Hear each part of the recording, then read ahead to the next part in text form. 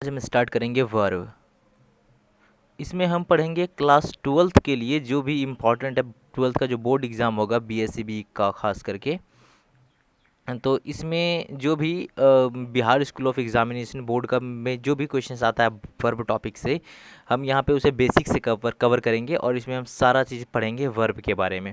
जैसे कि उसमें उसका V2 और V3 कैसे बनता है, V4 का ये क्या रूल होता है, ये सब पढ़ेंगे। प्राइमरी ऑक्सिलरी वर्ब क्या होता है, मॉडल ऑक्सिलरी वर्ब क्या होता है, मेन वर्ब किसको कहते हैं, मतलब क्या, ये सब हम पढ़ेंगे। ठीक है। तो इसमें आज हम अपना फर्स्ट टॉपिक स्टार्ट कर रहे हैं। ये है हमारा वर्ब। ठीक है।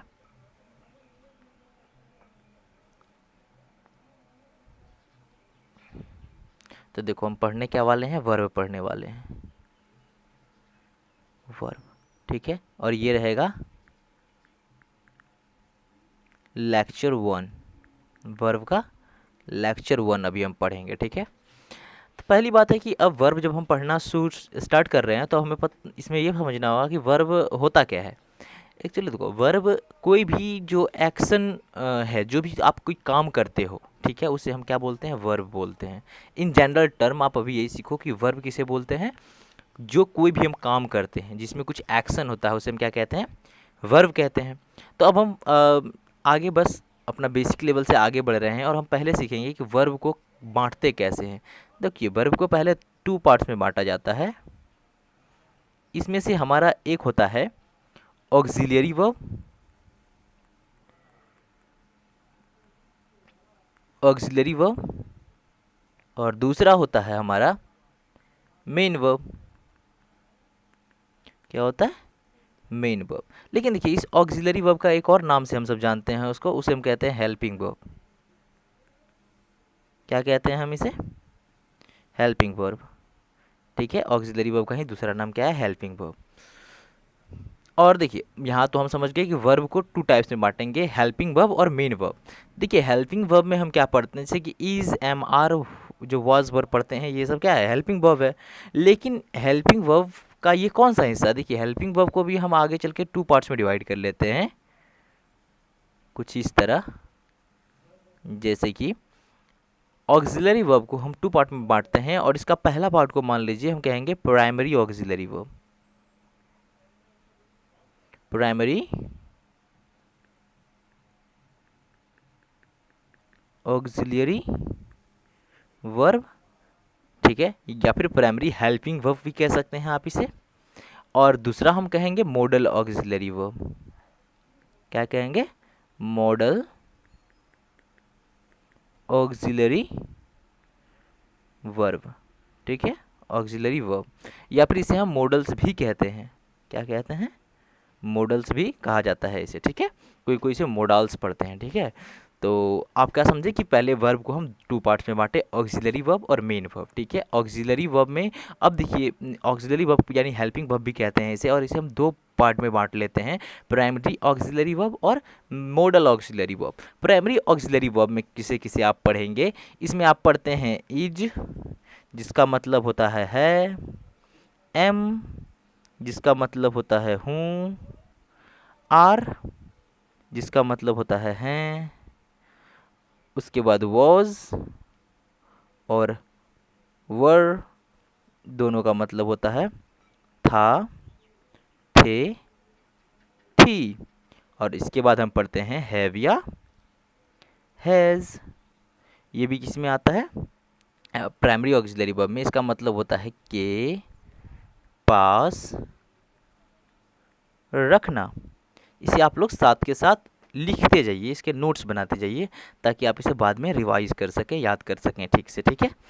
और देखिए, अभी ये मतलब बहुत बेसिक हम पढ़ रहे हैं, इसके बाद हम धीरे धीरे बहुत कुछ सीखेंगे इसमें। ठीक है। तो ये प्राइमरी ऑक्सिलरी वर्ब का हम देख रहे हैं क्या क्या पढ़े हैं, is, am, are, was, were, have, has और हैड। यहाँ पे रह गया एक, हैव, हैज़, हैड। इन तीनों का मतलब क्या होता है, के पास रखना। और उसके बाद इसमें एक और हम पढ़ते हैं, वो आता है डू, डज और डीड। ये जो है, इसका मतलब भी क्या होता है, करना। इसका मतलब होता है करना। ये सारे जो हमने अभी देखा, ये सारे क्या हैं, प्राइमरी ऑक्सिलरी वर्ब हैं। ये सारे क्या हैं? Primary auxiliary verb. तो प्राइमरी ऑक्सिलरी वर्ब में आप लोग जो पढ़ते हैं आज तक बहुत ट्रांसलेशन बनाए होंगे इसका इस्तेमाल करके, is, am, are, was, were, have, has, had, do, does, did, ये सब क्या है? Primary auxiliary verb. उसके बाद बात आता है मॉडल ऑक्सिलरी वर्ब का, कि अच्छा बताइए मॉडल ऑक्सिलरी वर्ब या मॉडल्स में हम लोग क्या पढ़ते हैं। ठीक है, इस मॉडल्स में हम लोग क्या पढ़ते हैं, देखिए आपने सुना होगा, अब इस इस्तेमाल भी किए होंगे, will, would, WOULD, would, will, would और शैल। ठीक है, इन सब का अर्थ होता है गा, गे, गी के मतलब में इसका प्रयोग करते हैं। ठीक है, और उसके बाद शुड, आउट टू, इसका मतलब क्या होता है? चाहिए। शुड या आउट टू, OUGSTO लिखा हुआ है। ठीक है, आउट टू इसका मतलब क्या होता है? चाहिए। और इसके बाद आप बोले मे,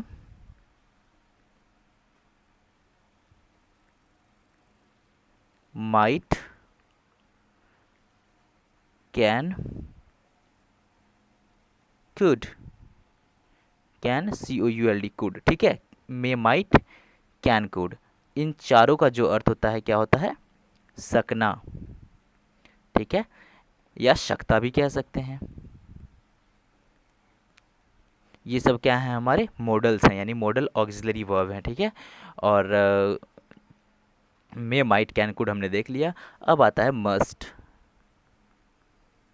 मस्ट इसका मतलब क्या होता है? मस्ट का मतलब होता है जरूर से। ठीक है, और उसके बाद पढ़ेंगे हम यूज्ड टू। यूज्ड टू आप इसे ठीक से लिखिएगा अपने कॉपी में, इसके नीचे बस लिखना, लाइन से शुरू रखिए, बस यहाँ पे जगह कम है इसलिए मैंने ऐसे लिख दिया। ठीक है, वैसे मैं इसे थोड़ा इधर उधर भी कर सकता हूँ, 1 मिनट मैं देख लूँ करके। हाँ, कर सकते हैं इसे भी। हाँ, तो देखिए यूज्ड टू, अब हम यूज्ड टू यहाँ लिख लेते हैं। पहले यूज्ड टू का मतलब क्या होता है? करता था, करता था, या कह सकते हैं करते थे,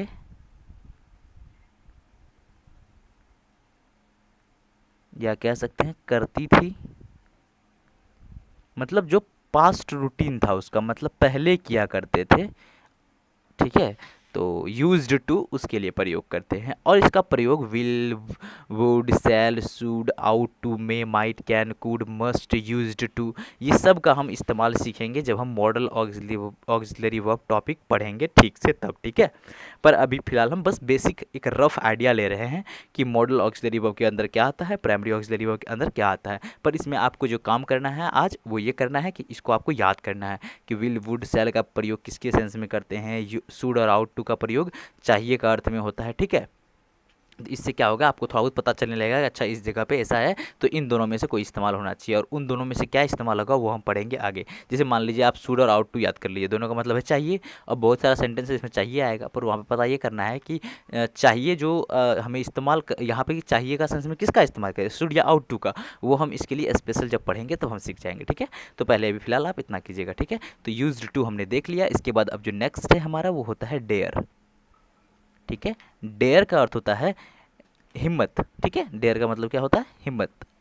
अब आप लोग सोचते होंगे कि ये तो मेन वर्ब होता है, तो इसे हम मॉडल ऑक्सिलरी वर्ब के अंदर भी पढ़ते हैं। ठीक है, और इसके बाद हम बात करें तो नीड आता है हमारा, नीड।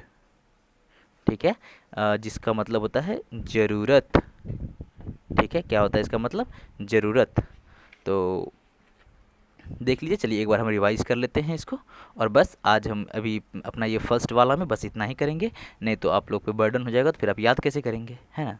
तो इतना पहले हम देख लेते हैं। ठीक है, देखिए तो हमने क्या पढ़ा कि वर्ब के बारे में। वर्ब जो है हम उसे दो पार्ट में बांटते हैं, ऑक्सिलरी वर्ब और मेन वर्ब। ठीक है, ऑक्सिलरी वर्ब को हम हेल्पिंग वर्ब भी कहते हैं, और अभी हमने मेन वर्ब को यहीं ड्रॉप कर दिया, मेन वर्ब में हमने कुछ नहीं देखा। ठीक है, बस मैं इतना बता देता हूँ कि मेन वर्ब में हम पढ़ते हैं जिस काम को आप कुछ कर रहे हैं, लाइक सोना, खाना, पीना, ठीक है।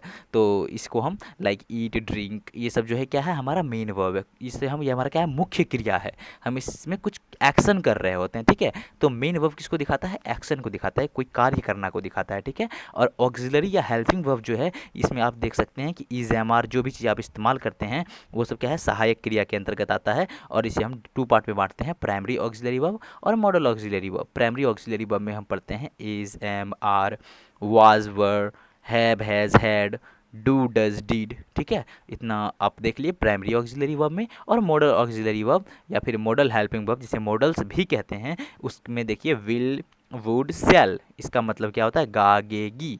फिर आता है शुड और आउट टू, जिसका अर्थ होता है चाहिए। फिर होता है मे, माइट, कैन, कुड, जिसका मतलब होता है शकना या शकता। फिर उसके बाद आता है डेयर, जिसका मतलब होता है हिम्मत। और नीड, जिसका मतलब होता है ज़रूरत। और इधर रह गया कुछ जिसका मतलब मस्ट। मस्ट मतलब क्या होता है, ज़रूर से। मस्ट मतलब क्या होता है, ज़रूर से। और यूज्ड टू मतलब क्या होता था, करता था, करते थे, करती थी। मतलब इससे क्या होता है, क्या पता चल रहा है आपको पढ़ के, कि वो पहले किया करता था, मतलब इसका ये पास्ट हैबिट था या रूटीन था, ठीक है। पहले क्या करते थे, अभी नहीं करते हैं, ठीक है। यूज्ड टू आ गया, तो करता था, करते थे, करती थी, इसका मतलब होता है। बस इतना याद कर लीजिएगा, आज के लिए इतना ही काफ़ी है। और फिर नेक्स्ट वीडियो में हम इसका लेक्चर 2 देखेंगे वर्ब का, ठीक है। और हम उसमें स्टार्ट करेंगे मेन वर्ब अपना, ठीक है।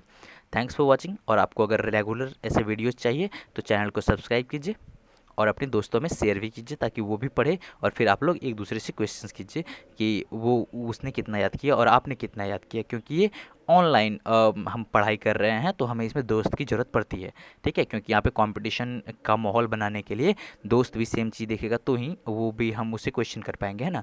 तो इसलिए आप कीजिए शेयर इसे। और थैंक्स फॉर वॉचिंग।